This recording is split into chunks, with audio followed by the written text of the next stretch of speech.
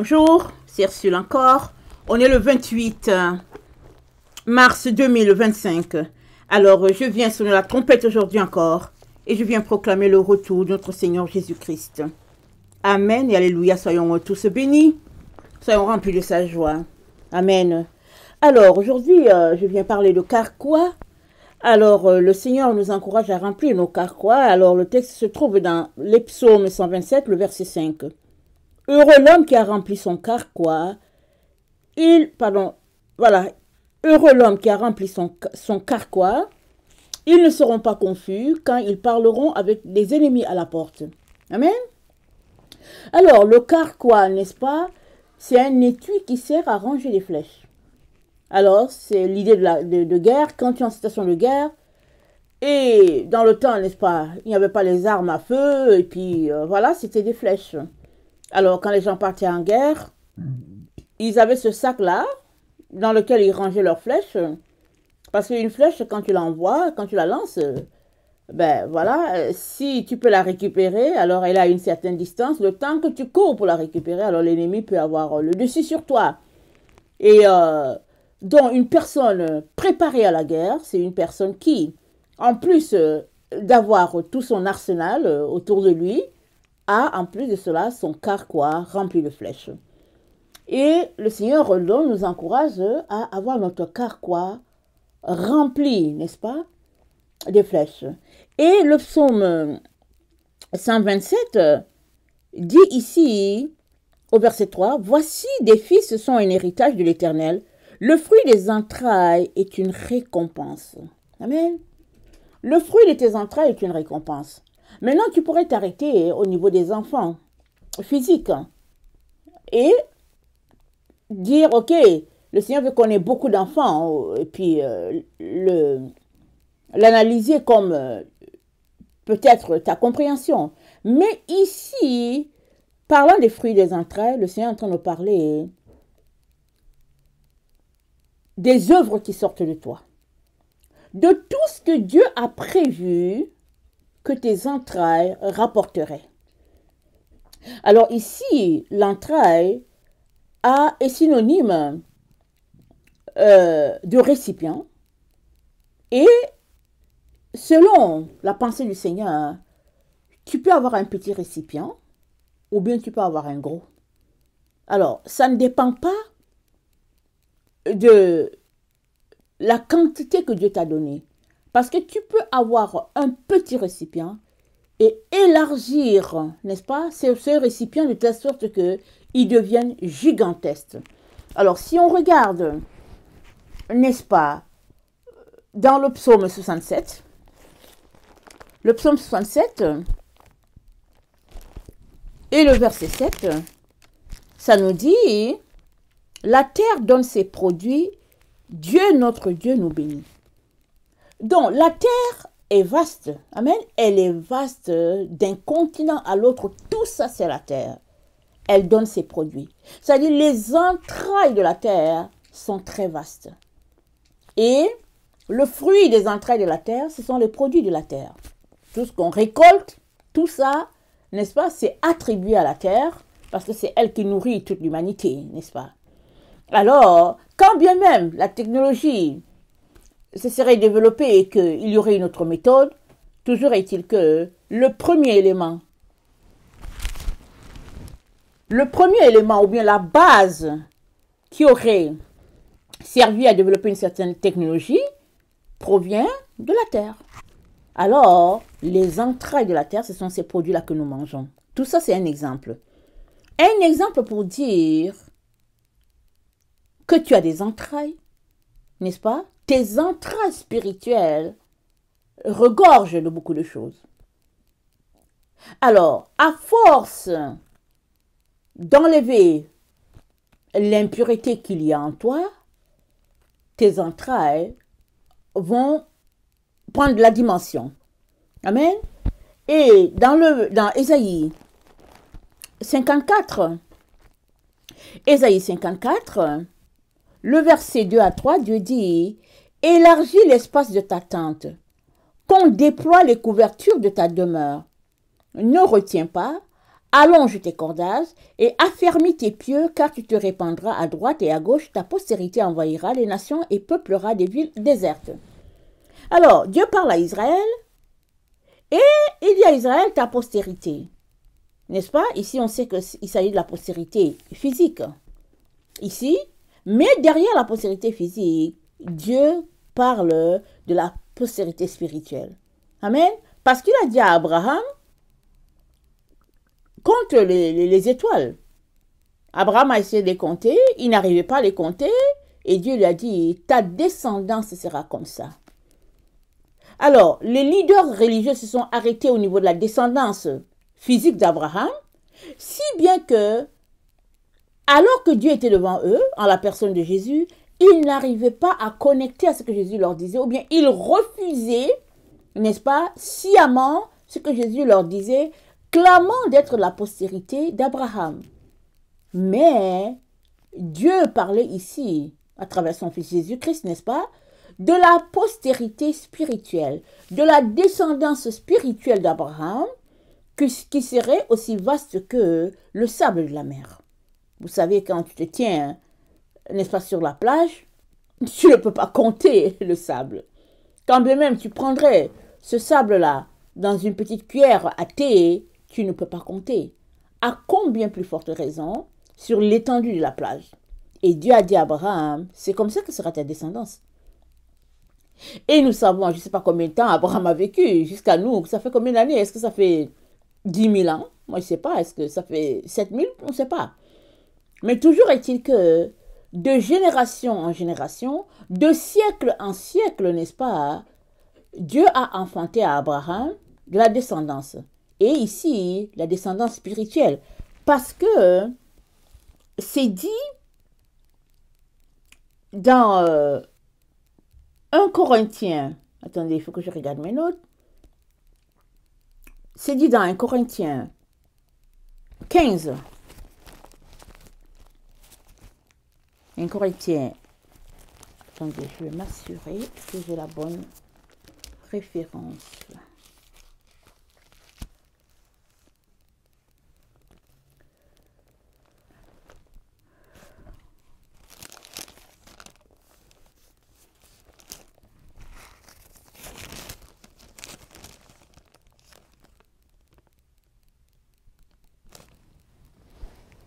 Excusez, laissons d'abord le texte de 1 Corinthiens 15, on va y revenir. Allons-y plutôt dans Jacques. Dans Jacques 2, c'est dit, « Veux-tu savoir, ô homme vain, que la foi sans les œuvres est inutile?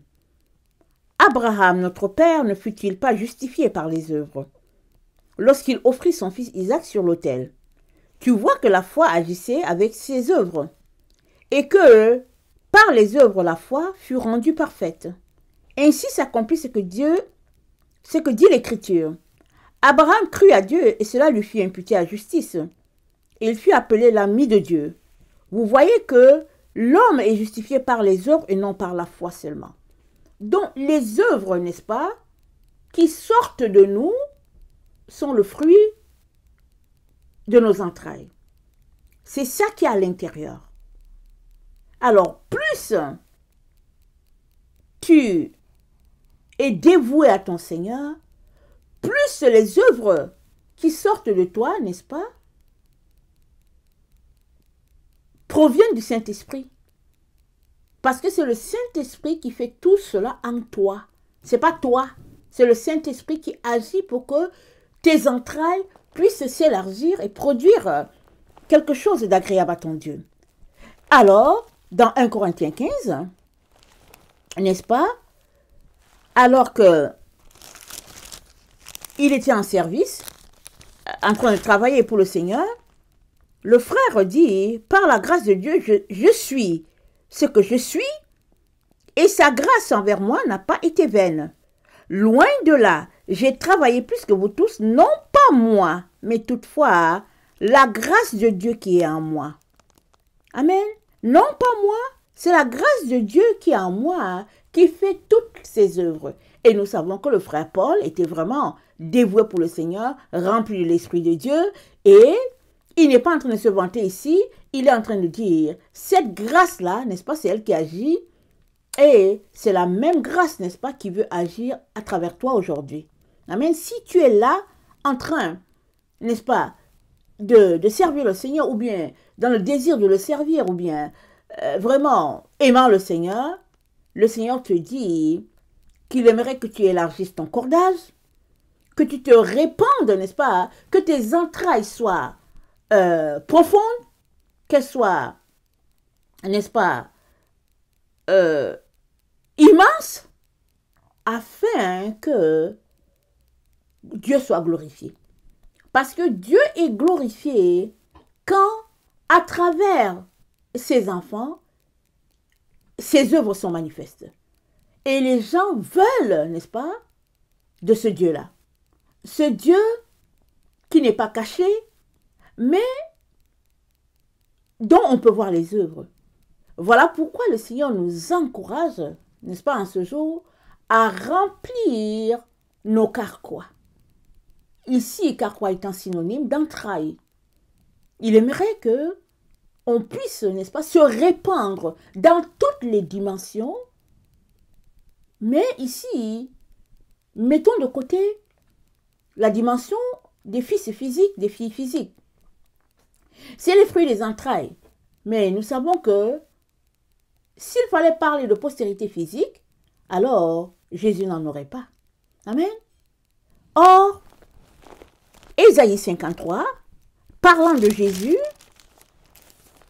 au verset 10 dit, « Il a plu à l'Éternel de le briser par la souffrance. Après avoir livré sa vie en sacrifice pour le péché, il verra une postérité et prolongera ses jours.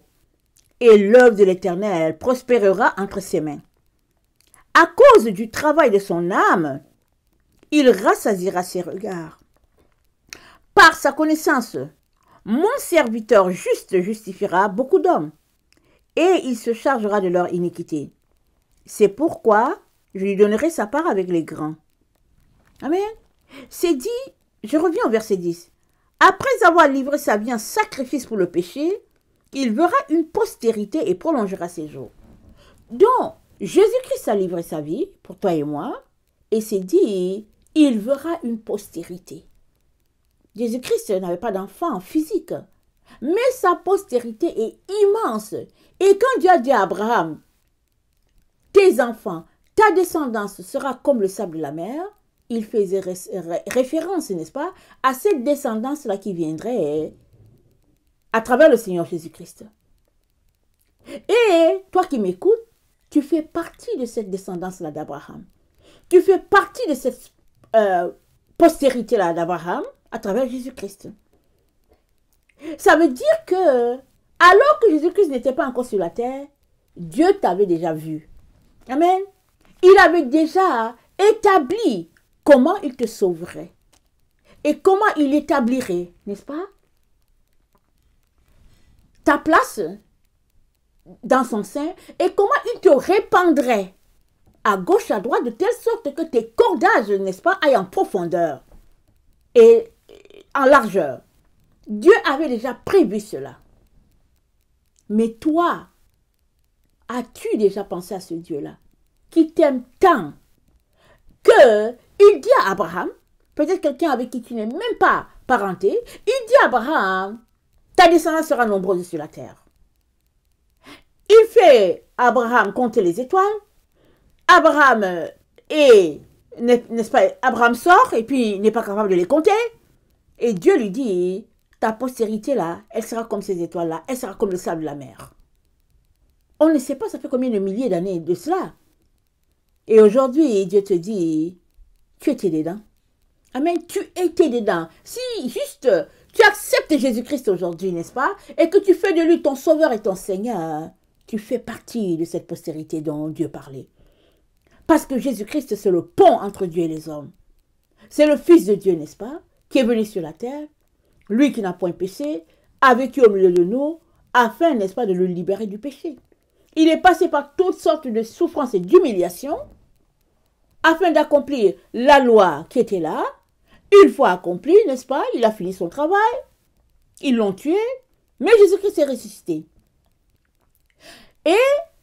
Sa mort et sa résurrection marquent la fin du péché.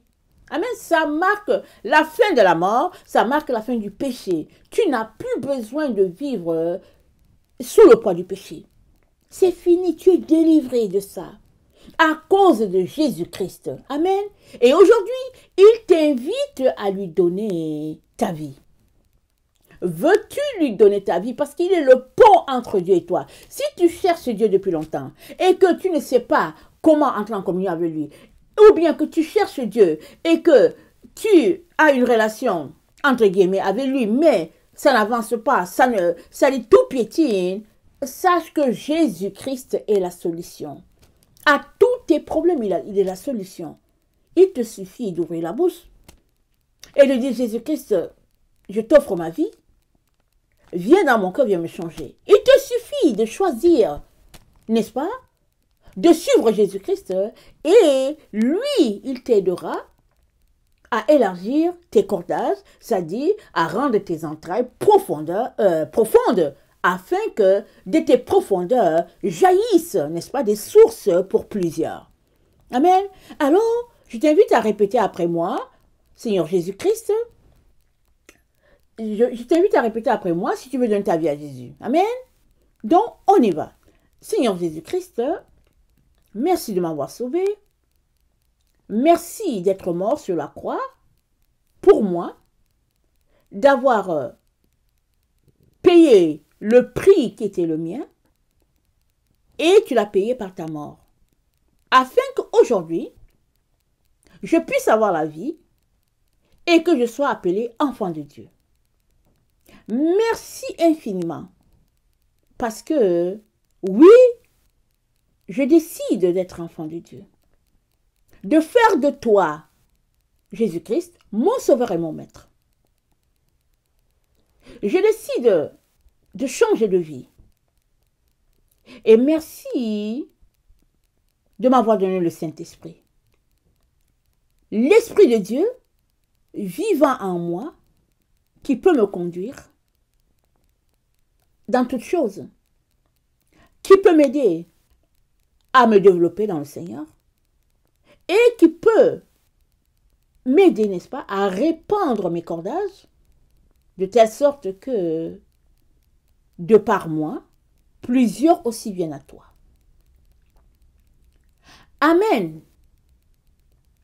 Amen. Si tu as fait cette prière, tu es enfant de Dieu.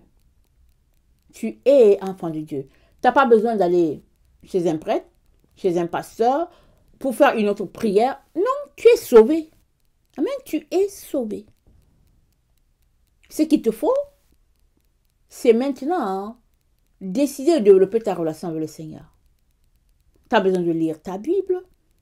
Tu as besoin d'apprendre à chanter des cantiques, des louanges à Dieu. C'est important de mettre des louanges. Maintenant, il faut savoir quel groupe mettre, parce qu'il y a des gens qui disent qu'ils chantent pour le Seigneur, mais ils chantent pour le monde. Donc, fais attention.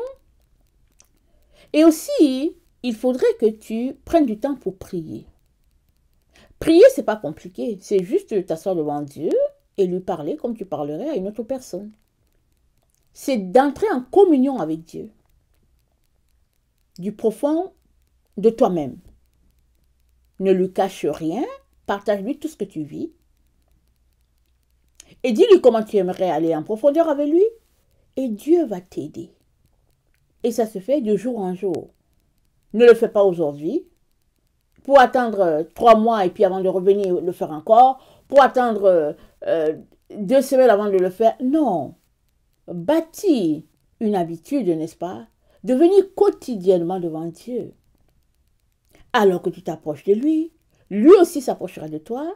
Amen. Et t'aidera à grandir et à produire ces œuvres-là qu'il a mis déjà d'avance pour toi. Amen. Amen. Alors, si tu as fait cette prière, alors on est content et le Saint-Esprit va t'aider à grandir. Amen. Allons-y, regardez dans Philippiens 2, le verset 12. Philippiens 2, c'est après Galates, après Éphésiens, après Galates.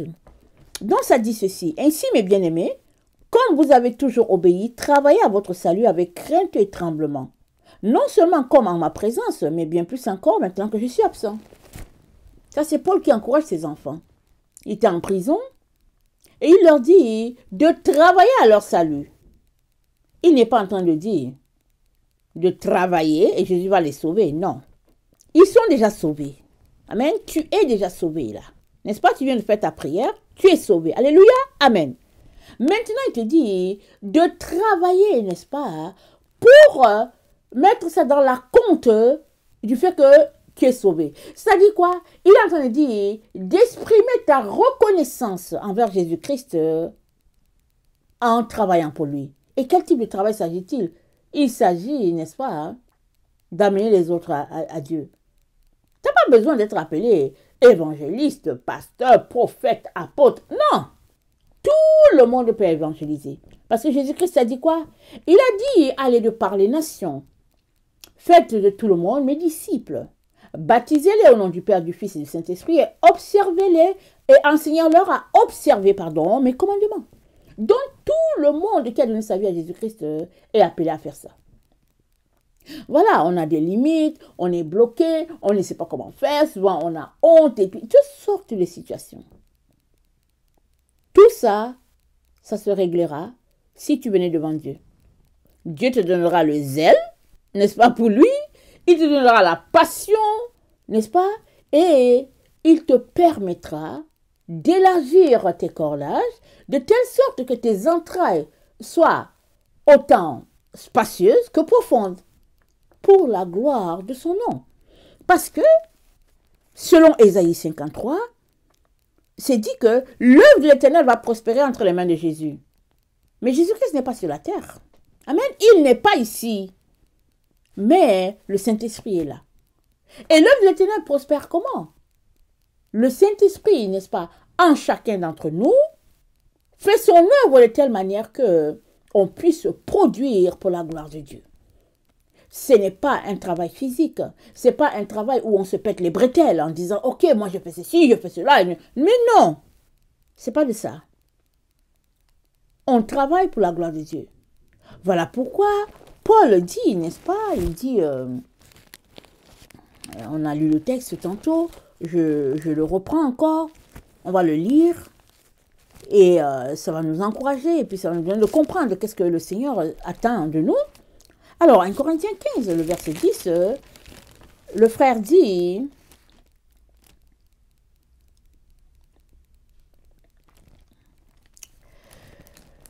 il se trouve ainsi, 1 Corinthiens 15, le verset 10.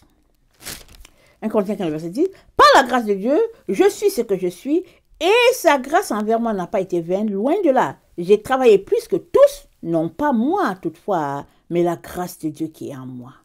La grâce de Dieu en Paul a fait tout le travail. Et Paul est en train de nous dire, cette même grâce peut faire le même travail en vous. Amen. On a besoin de laisser la place au Saint-Esprit afin que l'œuvre de Dieu puisse prospérer, n'est-ce pas, se répandre, n'est-ce pas, dans le cœur des gens, des uns et des autres. 2 Corinthiens 3, le verset 5, ça dit ceci. Ce n'est pas à dire que nous soyons par nous-mêmes capables de concevoir quelque chose comme venant de nous-mêmes. Notre capacité, au contraire, vient de Dieu. Amen. Il nous a aussi rendus capables d'être ministres d'une nouvelle alliance, non de la lettre, mais de l'esprit, car la lettre tue, mais l'esprit vivifie. Amen. La lettre tue. Si tu prends juste les Écritures pour dire que, ouais, moi je récite 2 Corinthiens 1, le verset 10, moi je fais ceci, je sais ceci. Tout ça, ça tue. La connaissance tue. Pourquoi? Parce que ça élève une barrière d'orgueil autour de toi. Si bien que l'esprit ne peut pas pénétrer. L'esprit, au contraire, c'est dit quoi? Il connaît tout. Il sonde les profondeurs de Dieu. Et il t'amène cela. Amen. Il amène cette connaissance à ton esprit afin que tu aies la pensée de Dieu du moment et que tu puisses agir selon ce que Dieu attend de toi. L'esprit sonde tout. Et c'est dit, il nous a rendus capable d'être ministre d'une nouvelle alliance. Dans la nouvelle alliance, c'est celle-là qui s'est développée par l'effusion de l'esprit. Et le Seigneur nous encourage à être remplis de cet esprit-là. Voilà pourquoi on prie et on demande le baptême du Saint-Esprit. Pour qu'on puisse faire l'œuvre de Dieu. Il y a beaucoup, n'est-ce pas, d'enseignements qui sont glissés. Il y a des gens qui disent, bon, moi, je n'ai pas besoin de plus de Saint-Esprit. Et puis, mais si on regarde la vie des disciples de Jésus, l'Église s'est développée avec l'effusion de l'Esprit. Elle s'est développée avec l'effusion de l'Esprit. Avant la première Pentecôte, ils étaient tous dans la chambre haute, ils priaient et ils attendaient quelque chose que Jésus-Christ leur a promis. Ils ne savaient même pas c'est quoi, mais ils attendaient parce que Jésus-Christ leur a dit, attendez que ça vienne. Attendez. Sinon, vous ne pourrez pas faire le travail. Vous allez le faire dans la chair, ça va vous épuiser et puis aussi, ça ne va pas avancer selon ce que Dieu aimerait. Mais le Saint-Esprit sur vous va vous conduire, va vous diriger selon ce que Dieu voudra. Et ce sera à la gloire de Dieu. Amen. Et nous savons comment les disciples, n'est-ce pas, de poltrons qu'ils étaient, après le départ de Jésus, sont devenus zélés, enthousiastes pour la gloire de Dieu. Et ça, c'est à cause du Saint-Esprit. Alors, Dieu nous dit aujourd'hui qu'il y ait en nous ce désir-là de développer ce que Dieu nous a donné. Qu'il y ait en nous ce désir-là d'avoir une profondeur dans nos entrailles, aussi bien en largeur que, n'est-ce pas, dans le plus profond du profond, n'est-ce pas, de nous, afin que de cette profondeur jaillisse, n'est-ce pas, cette eau pure-là, à la gloire de Dieu. C'est dit que l'eau coule du trône. Apocalypse 22. Mais on ne le voit pas avec nos yeux. Mais l'eau coule du trône, c'est-à-dire, plus tu vas dans la présence de Dieu, plus Dieu va te nourrir, et à travers toi, d'autres personnes seront nourries. Et Dieu aimerait que tous ses enfants soient à son champ. Amen. Voilà pourquoi il a dit, dans l'ouvrier, la parabole de l'ouvrier de la dernière heure, il a dit, mais vous, personne ne vous a loué, mais allez-y aussi dans ma vigne. Allez-y. Donc Dieu nous appelle tous à être dans sa vigne. Il nous appelle tous à produire des œuvres, n'est-ce pas, pour sa gloire. Mais il se fait tout simplement que souvent, la place de Dieu est occupée par autre chose. De la distraction, toutes sortes de désirs qui bloquent l'œuvre de l'esprit. Et Dieu nous dit, n'est-ce pas, de remplir nos carquois de lui, de sa présence. Et ainsi, quand les gens vont nous voir, ils vont juste voir Dieu. Voilà pourquoi c'est dit, vous êtes le sel de la terre, vous êtes la lumière du monde. Amen. Il ne s'agit pas de cette lumière-là qu'on voit le soleil. Non, c'est le fait que, à travers toi, les gens peuvent venir au Seigneur. À travers moi, les gens peuvent venir au Seigneur.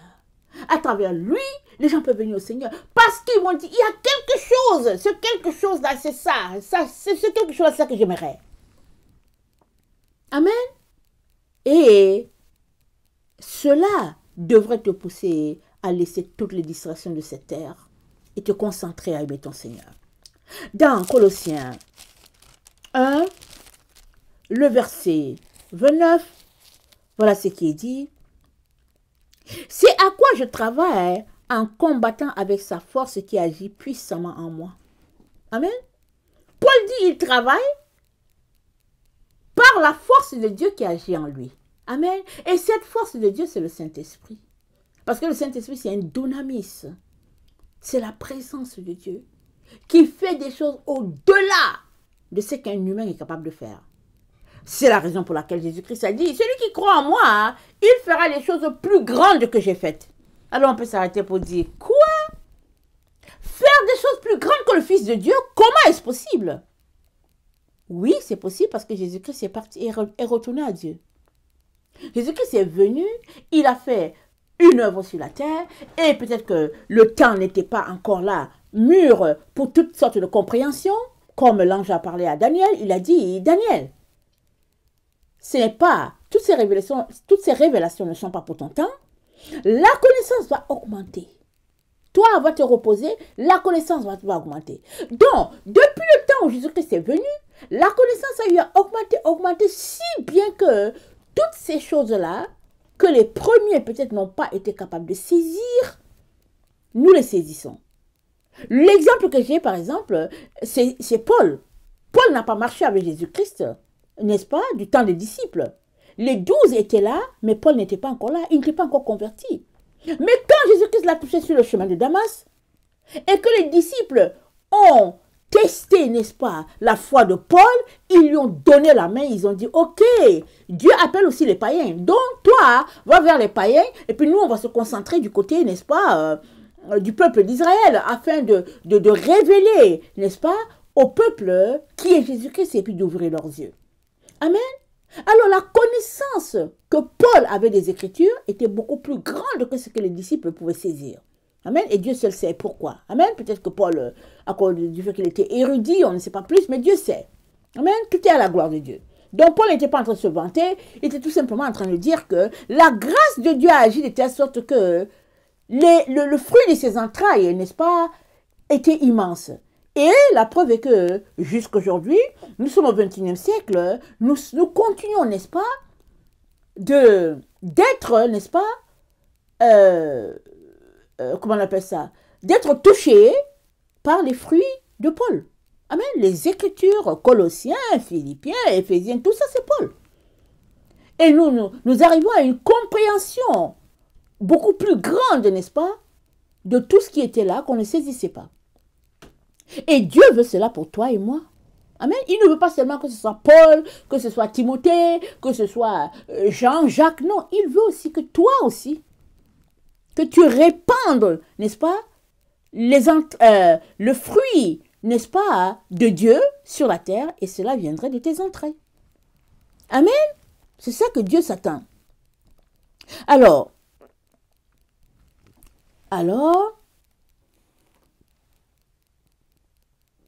dans Proverbe 30, le verset 31, Proverbe 30, le verset 31, c'est dit, récompensez-la du fruit de son travail et qu'au porte ses œuvres la louent. Tes œuvres que tu as en train de produire pour Dieu, tu les verras aux portes éternelles, au tabernacle éternel. Mais là où tu es là, tout ce que tu es appelé à faire, c'est de t'abandonner entre les mains du Saint-Esprit. Et lui, il va faire cette œuvre extraordinaire que Dieu a réservée de tous les temps pour toi. Pour cela, tu as besoin de te dépouiller de tout ce qui te distrait, de tout ce qui te retarde, de tout ce qui t'empêche d'aller de l'avant. Tu as besoin. Dieu ne va pas te forcer, mais il va t'encourager pour te dire, Solange, laisse cette voix. Chantal, laisse cette voix. Olivier, suis le Seigneur Jésus et change de parcours. Amen. Dieu, n'est-ce pas, est un Dieu et Père pour chacun d'entre nous, tout en étant le Dieu de tous, le Père de tous. Quel est le type de relation que tu aimerais avec ton Père? Alors, viens t'asseoir à ses pieds. Ne lui fais pas des bonjours à distance et des bye-bye à distance. Viens t'asseoir aux pieds de Dieu et parle-lui. Amen. Passe du temps avec lui. Et lui va t'aider. En te donnant son esprit, oui, mais aussi à t'aider, en t'aidant, n'est-ce pas, à laisser de côté toutes ces choses-là qui ne servent à rien. Amen. Alors, je finirai avec Proverbe 20, le verset 5. Proverbe 20, le verset 5, ça dit ceci. Les desseins dans le cœur de l'homme sont des eaux profondes, mais l'homme intelligent s'est épuisé. Amen. L'homme intelligent s'est épuisé dans ses entrailles ce qui va servir à la gloire de Dieu. Et livrer le reste à la poubelle. L'homme intelligent, c'est faire la partition en lui de ce qui est de Dieu, de ce qui n'est pas. Ça ne vient pas du tic au tac. Ça ne se passe pas du tic au tac. Tu as besoin d'aller puiser dans ce qui est en toi. Alors que tu puises, n'est-ce pas, ces ressources-là qui viennent du Saint-Esprit, alors le Saint-Esprit va aider à ce que tes cordages puissent se répandre et que ton eau puisse se répandre et en profondeur et en largeur afin de toucher le plus grand nombre, parce que c'est ça que Dieu veut. Parce qu'on a lu dans Isaïe 53 que Dieu a une postérité pour Jésus. Mais la postérité de Jésus, elle va lui venir comment? Elle va lui venir à travers toi et moi. Alors que nos pieds, nos mains, nos bouches, nos yeux servent à répandre sa parole partout où nous nous trouvons. Sans considération de toutes les souffrances par lesquelles on passe. Parce que les souffrances, n'est-ce pas, sont utiles. C'est le feu de Dieu. Pour enlever les souillures, les déchets. C'est exactement ce que la Bible dit. Pour extraire l'or, ça passe par un feu. Et les souffrances donc, par lesquelles nous passons, sont importantes. Afin que Dieu puisse extraire l'or que tu es. N'est-ce pas? L'argent que tu es, le diamant que tu es. Il y a un procédé d'extraction. Ça fait mal si le matériel, ou bien le matériau pouvait parler, il allait dire « Ah, j'ai mal ». Si l'or pouvait parler, il a dit que non, mais vous me brûlez beaucoup. Mais à la fin, quand l'or est passé par le feu, c'est incroyable ce qui ressort. Quelque chose d'éclatant, qui brille, et puis les gens le vendent à des milliers d'argent. Mais pour qu'il arrive à ce procédé-là, et qu'on lui attribuait 40 carats, etc., ça passe par du feu. Amen, ça passe par du feu. Et Dieu, n'est-ce pas, vient nous dire, n'est-ce pas, de nous abstenir de certaines choses et de demander d'être rempli de son intelligence, d'être rempli de sa sagesse, afin, n'est-ce pas, que son œuvre en nous puisse prospérer. Et Jésus nous dit, le Saint-Esprit est là. Jésus l'a appelé l'autre consolateur. Le premier étant Jésus-Christ, le Saint-Esprit c'est l'autre consolateur. Il est là pour te consoler, pour te conduire, pour t'instruire dans toute la vérité. Amen. Veux-tu de lui? Amen. Veux-tu, n'est-ce pas, répandre tes cordages? Alors, invite le Saint-Esprit à prendre toute la place. Toi, diminue. Amen. Jean-Baptiste a dit qu'il croisse et que moi je diminue. Toi, diminue et laisse le Saint-Esprit prendre toute la place. Et toute la gloire sera à Dieu. Amen. Alléluia. Soyons tous bénis et que son nom soit exalté. Amen et alléluia. Amen.